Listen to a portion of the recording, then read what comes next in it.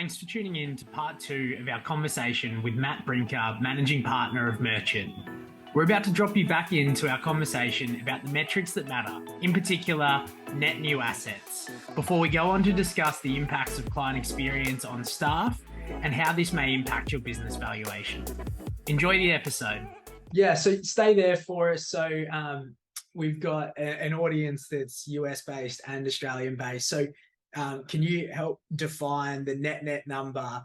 And in particular, just for our Australian listeners, imagine obviously the US model still has a lot of a revenue tied to percentage of AUM, right? So in the Australian model, there's quite a few firms that may not have percentage of AUM, so they're all flat dollar. So it's just probably helpful context there. But so net for you, when you define it, is not just are you growing and adding clients, but are you losing as well? And in a percentage-based AUM model, that's also, funds as well, and net loss of funds or net growth of funds, right? Yes. Yeah. So that's, you have it spot on, right? So that's, it's clients coming in, it's clients leaving, and then you have with your existing clients, whether they're in accumulation or distribution phase.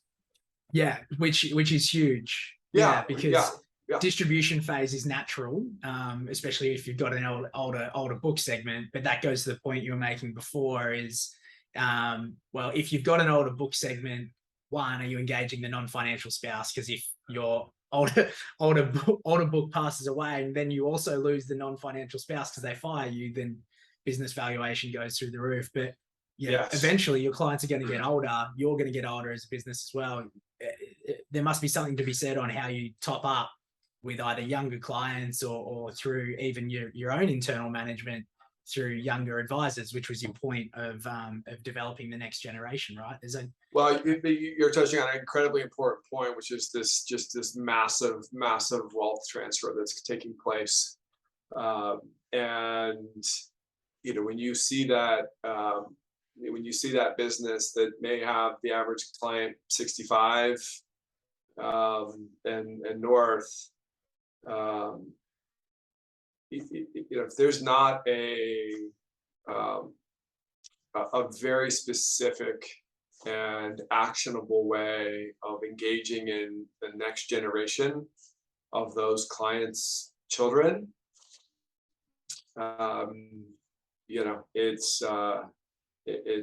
those clients are going somewhere, right? When they inherit the money, those clients are going to go find the firm that is talking to them in the way that they want to be engaged. And all signs are pointing for that next generation of people that are going to be inheriting this wealth. They don't want our father's Oldsmobiles. I mean, that sense. They want something very different.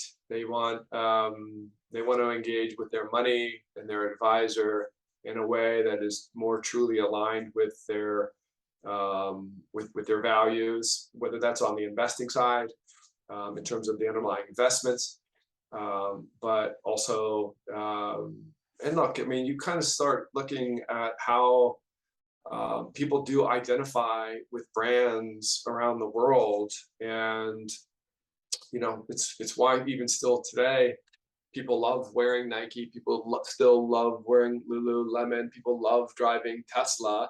There is a status effect with the brands that we consume, and we want to be able to identify with the brands that we engage with. And there's no reason why financial services should be any different. And I do think that the wirehouses work really hard, and you see it in their marketing, branding, and Super Bowl, Super Bowl ads and online and everything else, and in copy. They're selling a persona and trying to find that brand value and identity with a JP Morgan or a Morgan Stanley or even a Goldman Sachs, right? We need to do a better job in our segment of wealth management, the independent channel, and having brands and identities that the next generation of clients want to be associated with. Yeah. So, that would lead to sustainable growth across generations for time to come, right? Which is obviously really attractive for an investor. What I'm intrigued about, Matt, is obviously the client experience side of it is super important. Does having a client experience process underneath it tell you a bit about the staffing longevity and the staffing development in there as well? And because you've mentioned that, tell me what it tells you about the staff in the business, which is obviously an important factor in a business valuation as well. Yeah, sure. I mean, look, we keep on. I think I'm dodging the question, and I'll finally answer it in terms of the client experience around directly impacting on valuation. And one thing that most firms challenge with is sort of extracting the lifestyle or the personality dependencies out of the business. And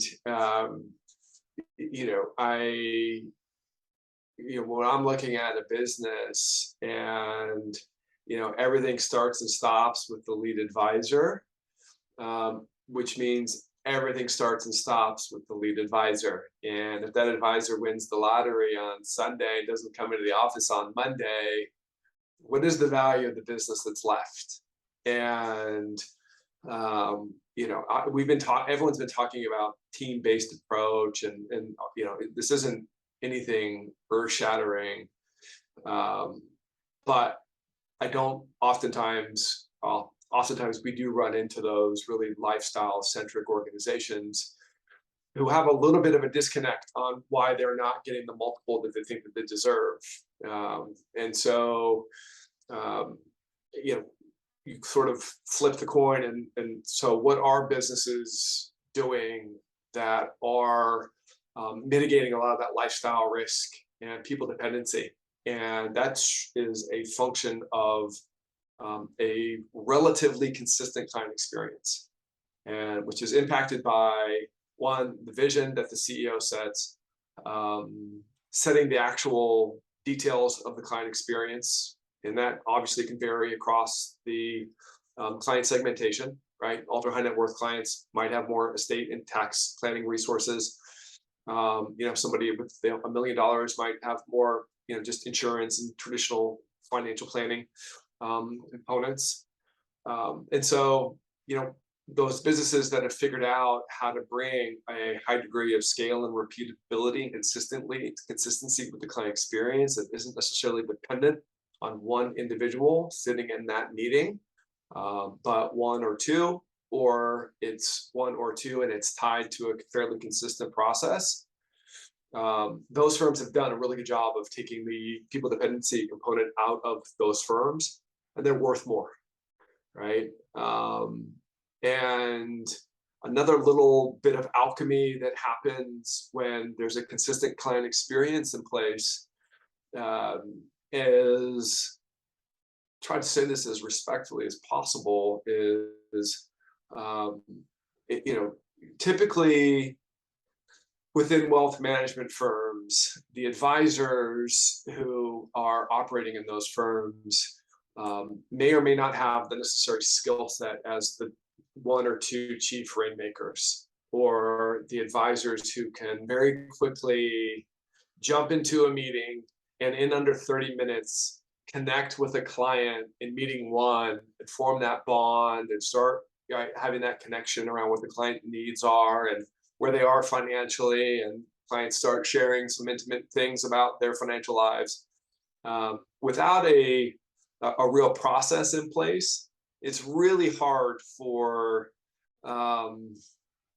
younger advisors who are still learning that skill or may not even have that skill to be surrounded with a process, and particularly if they don't have the soft skills, the EQ, to be surrounded by a process or a system that helps them engage around those components of the client conversation. Like, most people can dive into, let me see your balance sheet, what's your income, what are your spending? Like, most people can, plop that into a piece of software and spin out a report. But where that alchemy happens is where advisors are connecting with the softer side of the client's lives, and their money values and their personal values. And so, obviously Lumiant does that in a very real way, and I've seen that when applied transforms the business. And if I'm looking at two businesses that does and does not have a consistent client experience, it's obvious, it's reflected in the numbers. And I'm going to get to your question on the staffing. I promise. You asked the question on the staffing. People want to work in a business that has order, right? That has some structure, has process. And I think generally people don't want to live and work in a chaotic environment where, holy cow, clients coming in an hour. Like, where are the statements? What do I do? What documents do I need? Right, where are the statements? What's the plan, right? What system do I log into? Yeah. What am I drawing on the whiteboard? What questions do you want me to ask? Yeah. Nobody wants to work in that environment. And, particularly for those that are interested in career development and wanting to, plug into a firm, maybe be on the operational side, maybe learn the client experience, maybe understand the investment solutions. The way that you bring up that next generation of talent is that there's, an actual infrastructure for them to start being educated and trained around. Otherwise, I don't know what you have. Yeah, and it all comes down or back into a nicely tied bow, right? Because then they leave, and then to your point, it all shows up in the numbers. So totally. If it's not showing up on revenue, it's showing up in staff turnover. Yes. Right. Yes. That's the canary. The staff turnover is the canary in the coal mine. Yeah. That would tell you a lot. Why are you turning people over every 24 months? Yeah. What tenure were they? Yeah. What support did they have? Yeah. The one aspect we haven't really dug into that you've mentioned a couple times here, so I've been dodging it on my side too, is you've mentioned marketing and branding a couple times, which in traditional financial advice models, it's probably, would I say it's relatively new concept, marketing, branding, going out, promoting yourself, social media, all that sort of stuff is, a relatively new wave, because the traditional way of growing businesses is word of mouth, right? All the good lead advisors or principal advisors back home, to use that terminology, just seem to find new referrals just because they're on the same golf course with their clients, whatever that might be. But marketing and branding, you've mentioned, plays a huge role in it. What is it you're looking for in marketing and branding?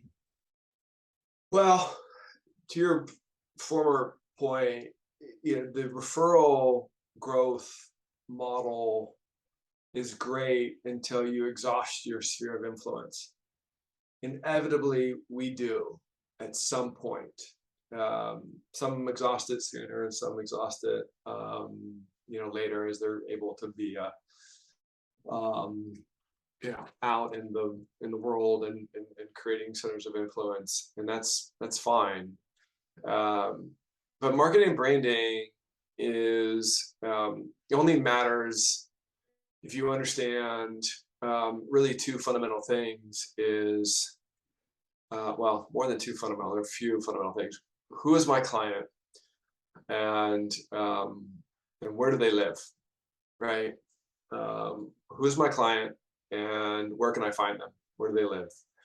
Which means, I think firms do a pretty good job of really sort of looking internally and understanding what are the sort of the demographics and the psychographics of clients that they crush, right? Like, there's always that fat part of bell curve for most wealth management firms where, like, for some reason, I do really well with 47-year-old orthodontists that live in, Sheboygan, Wisconsin, right? Well, then if that's the case, then we need to funnel and focus all of our conversations, energy, and marketing budgets to talking to orthodontists that are 47 years old, plus or minus, that they live in and around Sheboygan, Wisconsin. And that's one element. And then the second element is, well, you better then have something to talk about.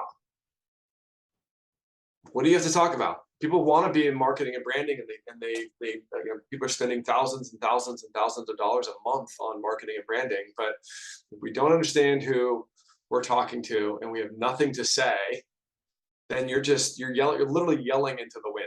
And I think a lot of advisors spend a lot of time yelling into the wind. And after 4 months, they go, this marketing and branding stuff just doesn't work, right? And so, when you sort of think back again, what are we talking about and what are we saying? That again, there's a theme here. It reverts back to our client experience. Like, what do we do for our clients? What makes us unique? Whether that's on the investment side, because there's some really interesting, unique things that firms are doing on the investment side, all the way to, the client experience, whether it's behavioral focused, whether it's estate and tax planning, philanthropic management, right? There's just, there's so many things that firms do really, really well around their client experience. Yeah. And if we keep going back to the theme, it all shows up in the numbers, right? You're doing marketing and branding wrong. It's either showing up in lack of organic growth or high CAC, or cost of acquisition, right? Because you're just spending money on money for zero return. So it's going to show up on the balance sheet somewhere, right? It will. Always does. Yeah. Always does. So, it shows up. We've sort of spoken about a few metrics here, probably just to round out things, because it does sort of seem to come back to the business balance sheet or the financials and the stats. We've mentioned things like getting across net new revenue, net new growth, staff retention being a big one, cost of acquisition being a big one, referrals being a big metric. Are there other metrics that off the top of your head you sort of look for that indicate whether or not they've got good CX and good business practice? Yeah,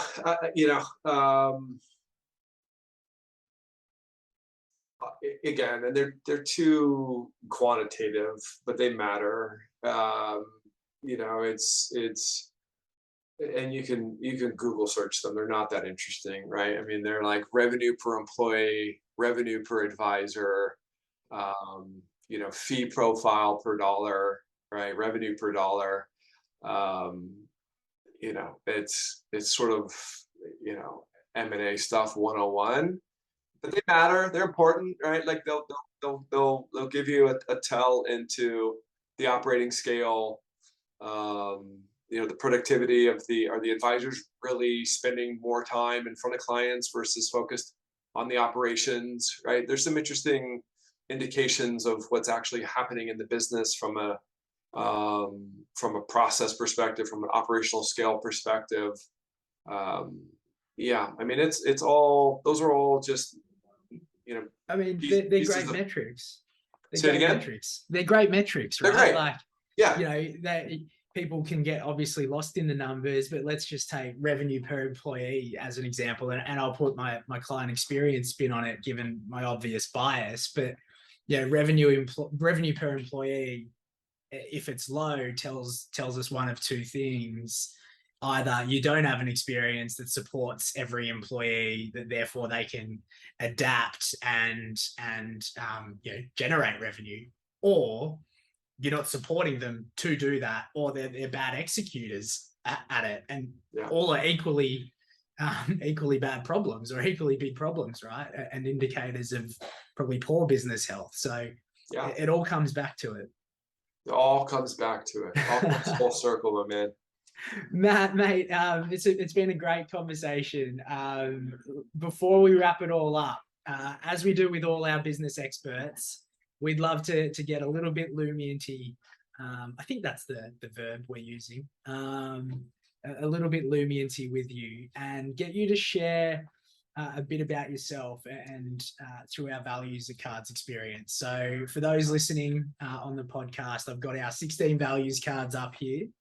And Matt, I'm going to ask you, as I do with all our other industry experts, can you maybe tell the audience what's the one card or the top card that sticks out for you, and why is that important to you?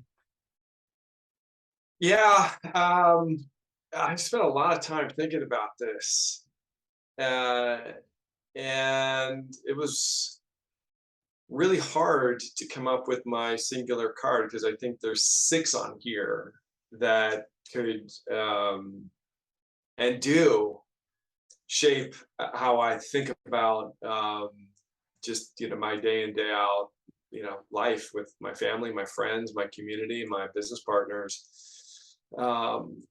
But I think if push comes to shove, I'm going with help others live a more purposeful life. And it's maybe just a reflection of where I am in the stage of my life. My kids are my boy Austin's a freshman in high school. My daughter Alexandra is in 7th grade. I've got people in my life that go beyond my immediate family and friends that I've taken a very purposeful role in helping them sort of think through various stages of their lives from a career perspective. I do a lot of volunteering with my time, and those are all things for me that just are you get to a certain stage in your life and you sort of check a lot of boxes in terms of career success and financial success and everything else. Then the ability to look outward is an incredible luxury, and it's actually I think an obligation to people who are in relatively fortunate positions. It's a bit of an editorial, so I apologize, but I think it's a bit of an obligation to look outward and support other people to help them live a better life. Matt, you don't need to apologize for it being an editorial. I think it's a great example of what drives you and what's really important to you. And it's your story at the end of the day, and we just want to be here to support it, mate. And we're grateful to put a nice little bow on it that you've shared some of your story with us today. It's been exceptional. We've covered a ton of topics. I've got a plethora of notes here, as I assume our audience has as well. But to sum it all up in a few key points, we've spoken a lot around how, given your background at Merchant, how you assess the quality of a business and the quality of the leadership of that business, because things like good culture tell you a lot about the longevity of a business, which is important from an investment standpoint. The impact of client experience on things like business growth, staff development, the sustainability of revenue and profitability for your business, as well as the impact on marketing and brand, and how that all comes back to showing up in the numbers on a balance sheet, which is obviously super important to everyone that's looking at them. So Matt, I just want to say on behalf of our Lumiant audience, thank you so much for sharing those insights with us today. I'm sure they'll be extremely valuable. Wow, you made me sound smart in that recap, man. I appreciate it. And I'm going to be in your neck of the, I know you're in Chicago now, but I'm going to be in your neck of the woods, Sydney, mid-October. So I look forward to seeing you in person. Mate, I'll be there. Don't you worry about it. All right, man. Thanks for the time, Mark. Thanks for tuning in to another episode of Lumiant Live. If you really enjoyed it, we'd love if you could hit that subscribe button on your favorite podcast provider so you don't miss out on any of our upcoming episodes. Thanks again for tuning in.